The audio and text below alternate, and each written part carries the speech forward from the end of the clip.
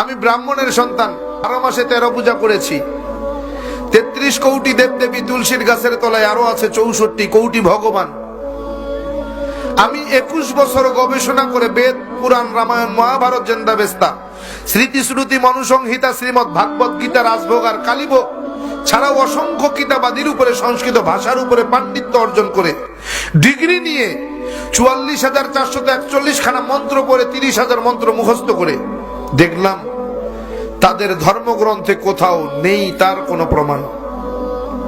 একটা প্রমাণ যদি কেউ দেখাতে পারে যে মূর্তির পূজা তাদের কোন ধর্মগ্রন্থে আছে, আমি তার গোলামি করব।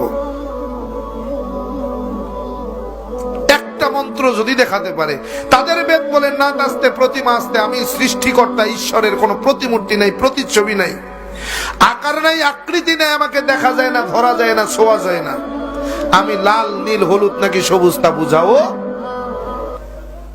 কিন্তু এরপরেও কি তাদেরকে মানাতে পারবো? এরপরেও কি তারা ছাড়বে? কয় পাইছো কই? কয় বাপদাদাই করছে তাই। দলিল বাপদাদা, দলিল বাপদাদা, অথচ ভগবান শ্রীকৃষ্ণের দোহাই দেয়, ভগবান শ্রীকৃষ্ণের দোহাই দেয়। ভগবান শ্রীকৃষ্ণ শ্রীমৎ ভাগবত গীতার 7 নম্বর অধ্যায়ের 20 নম্বর পৃষ্ঠার মধ্যে বলেন, অন্ধত্তম প্রবিশান্তি এ অসম্ভূতে মোপাস্তে। কালকে হাসরের মাঠ যখন কায়েম হয়ে যাবে, তোমরা আমাকে ভগবান বলে ভাষায় দিবা, আমারে তোমরা জাহান্নামে নিবা। আমি সেই রাস্তা রাখি নাই, আমি আমার রাস্তা ক্লিয়ার করে দিয়েছি। অন্ধত্তম প্রবিশান্তি এ অসম্ভূতে মোপাস্তে। অন্ধকারের পূজা, মূর্তির পূজা, গাছের পূজা, মাছের পূজা, আগুনের পূজা তারাই করে যারা অন্ধকারের মধ্যে ডুবে রয়েছে, যাদের ভিতরে কোনো আলো পৌঁছায় নাই, যারা এখনো আলোর মুখ দেখে নাই, তারাই কেবল গাছের পূজা, মাছের পূজা, আগুনের পূজা, পানির পূজা করে। আর যারা আলো দেখেছে, হেদায়াত পেয়ে গিয়েছে, নূর দেখেছে, তারা তা করে না। কেমনে বুঝাবেন ওরে?